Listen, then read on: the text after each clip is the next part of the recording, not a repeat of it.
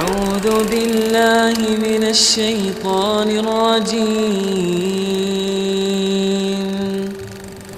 بسم الله الرحمن الرحيم.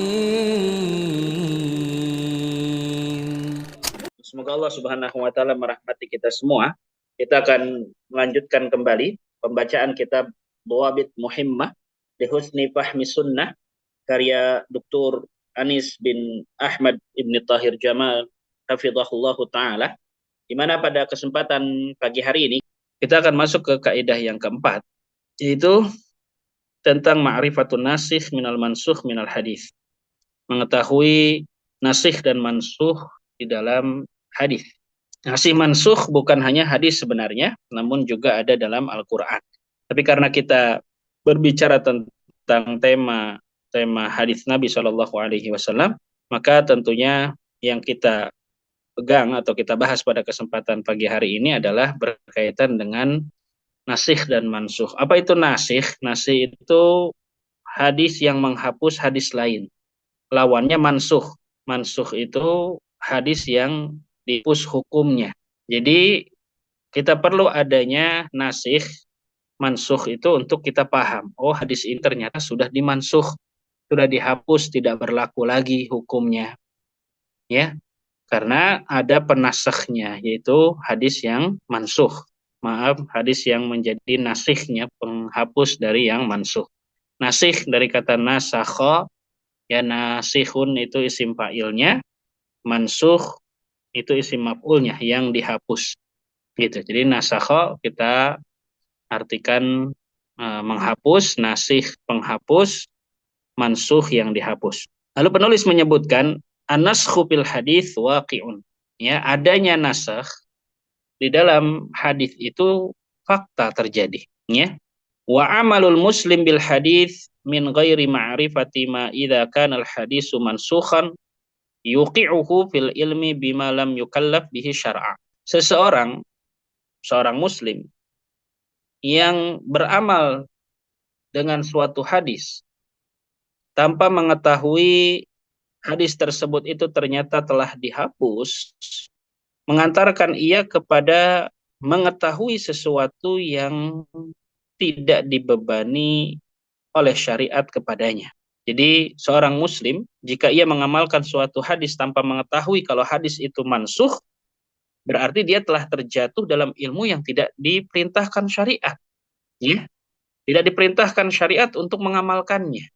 Nah, ini menjadi satu hal yang keliru. Kenapa? Li'annana lasna mukallafina bil amal bil ahadis al mansukhah.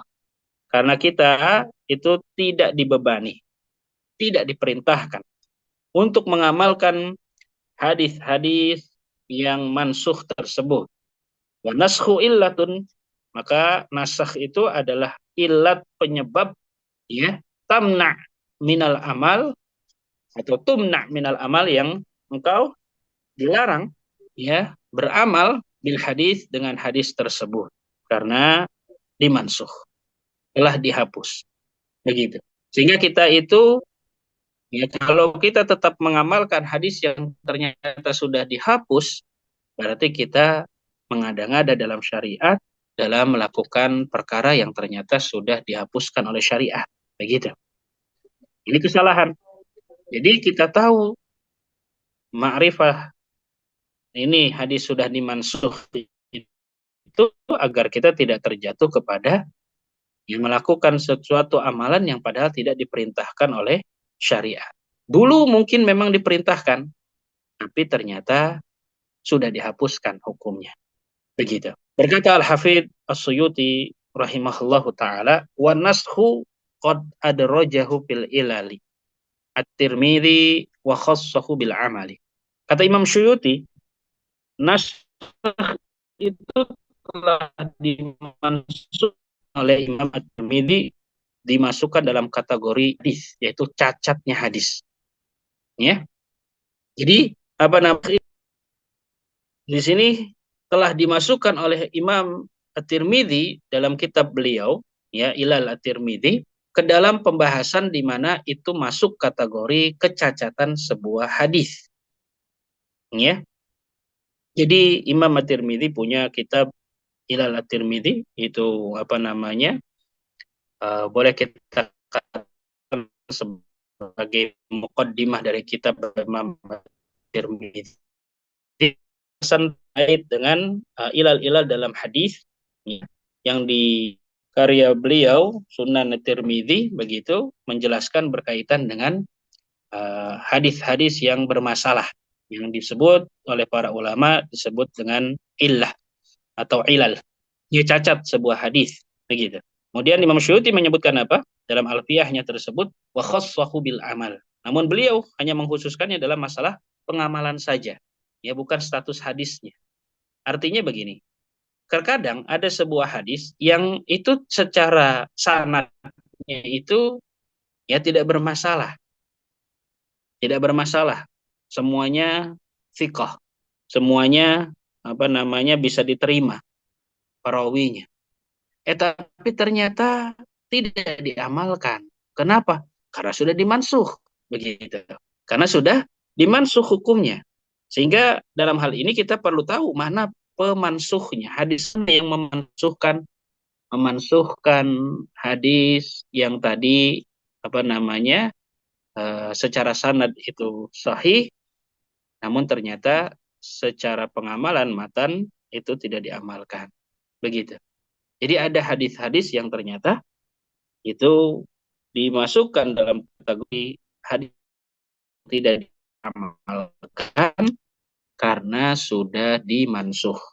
Nah, tidak boleh tergesa-gesa dalam masalah ini, di dalam permasalahan ya seperti ini. Wal qaulu bin nasakh, dengan mengatakan hadis ini sudah mansuh, illa ba'da ma'rifatil adillah wal qara'in adalah ala naskhi, kecuali setelah kita mengetahui dalil-dalil dan qarinah-qarinah, indikasi-indikasi tanda yang menunjukkan pentingnya mengetahui, sehingga kita tidak mengamalkan sesuatu yang sudah dihapuskan dalam syariat. Sahabat yang mulia, Ali bin Abi Thalib radhiyallahu taala anhu, beliau pernah Syekhul Mansuh, apakah engkau memahami tentang tersebut? Mengatakan lah. Kata Ali bin Abi Thalib, wa ahlakta, sudah apa namanya habis kamu, binasa ya, dan kau membinasakan ya, rusak sudah. Kalau seseorang ya berbicara dalam masalah ilmu hadis sementara dia tidak memahami mana hadis yang dimansuh, mana hadis yang Ali bin Abi Thalib memahami dalam hal ini dan mengingatkan pengetahuan kita akan nasih dan mansuh dari sebuah hadis itu diperlukan. Begitu juga Al-Imam Al-Qurtubi rahimahullahu taala, ahli tafsir, ya. Beliau mengatakan ma'rifatu ilmi nasikh wal mansuh ruknun azim. Mengetahui ilmi nasikh dan mansuh itu adalah rukun besar. Ya, dikatakan rukun apa namanya tiang besar, tiang penyangga di dalam mengetahui sebuah ilmu, dan dikatakan ini adalah tiang yang besar. La yastagni an ma'rifatihi al ulama. Para ulama ya tentu membutuhkan pengenalan akan ilmu nasikh dan mansuh. Wala yunkiruhu ilal juhala al agbiya. Tidak ada yang mengingkari ya akan pentingnya mengetahui tentang nasikh dan mansuh ini kecuali orang-orang bodoh, orang-orang pandir yang tidak memahami tentang hakikat permasalahan nasikh dan mansuh.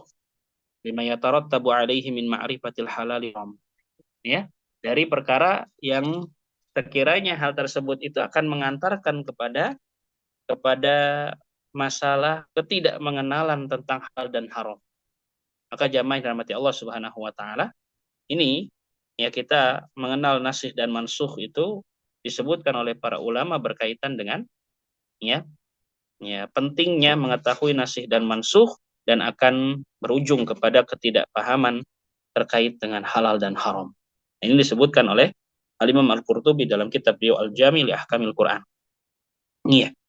Maka kita apa namanya saksikan berkaitan dengan ucapan para ulama berkaitan pentingnya memahami tentang masalah an-nasikh wal mansuh.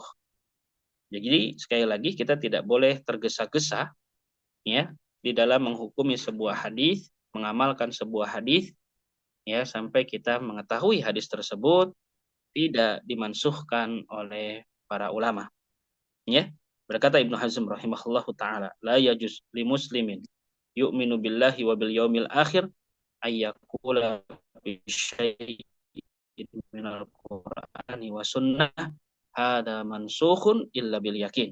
Tidak boleh bagi seorang muslim yang beriman kepada Allah dan hari akhir untuk mengatakan bahwasannya dalam Al-Qur'an dan sunnah ini ada yang dimansuh kecuali dia mengatakan hal tersebut secara yakin. Ya. Hal ini disebutkan oleh Imam Ibnu Hazm dalam kitab beliau Al-Ihkam fi Ushulil Ahkam. Nah, ini dinukil oleh ya Ibnu Daqiq Al-Id dalam kitab beliau Al-Ihkam fi Ushulil Ahkam. Allah taala alam.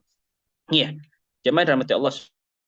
Maka seperti apa sih contoh telah dimansuh itu? Ini penting bagi kita untuk kita ketahui agar kita paham. Ternyata penting sekali kita memahami terkait dengan masalah nasikh dan mansuh. Dengan 21? Oh, tidak ada contoh. Di halaman 21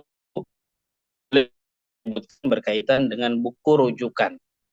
Wa minal kutub allati, di antara kitab-kitab dari hadis-hadis yang ada adalah kitab Ithhafu Dzawir Rusuh li Ja'bari. Kemudian kitab An-Nasikh minal Mansukh li Ibnu Jauzi.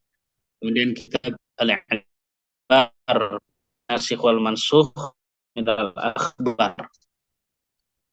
Ini kitab-kitab yang bisa kita rujuk padanya berkaitan dengan apakah hadis ini dimansuh atau tidak. Itu ya. Mungkin menjadi contoh memahami terkait dengan nasikh mansuh ini seperti hadis yang diriwayatkan oleh Imam Muslim dalam Kitabul Janaiz bab isti'dzanun Nabi sallallahu alaihi wasallam rabbahu fi ziyaratil qabri ini, bab minta izinnya Nabi sallallahu alaihi wasallam kepada Allah Subhanahu wa taala di dalam masalah ziarah ya kubur ibu beliau Siti Aminah. Nabi sallallahu alaihi wasallam izin ya kepada Allah Subhanahu wa taala. Rasulullah bersabda kubur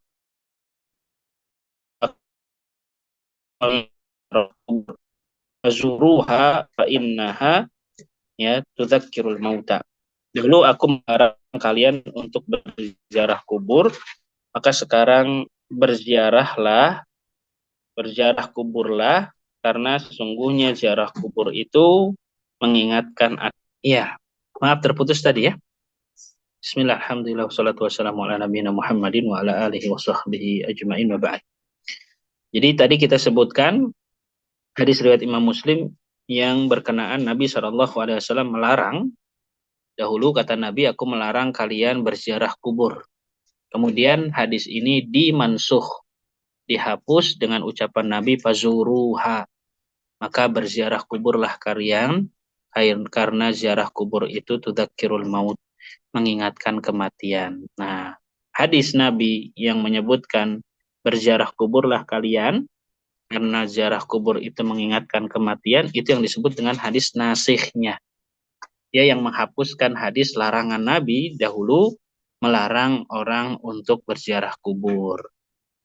Nah, itu salah satu contoh untuk berkaitan dengan nasikh dan mansuh, dan contoh-contoh lainnya sebagaimana tadi disebutkan oleh penulis bisa dicari di kitab An-Nasikh minal Mansukh milik rahimahullahu ta'ala. Mungkin sampai situ, karena ternyata sudah masuk ke pasal berikutnya, ya, di pasal yang kelima, untuk pertemuan besok saja, agar tidak terputus pembahasannya. Kita cukupkan saja, tidak mengapa, sedikit, semoga bermanfaat. Ya, wabillahi taufiq wal hidayah. Assalamualaikum warahmatullahi wabarakatuh.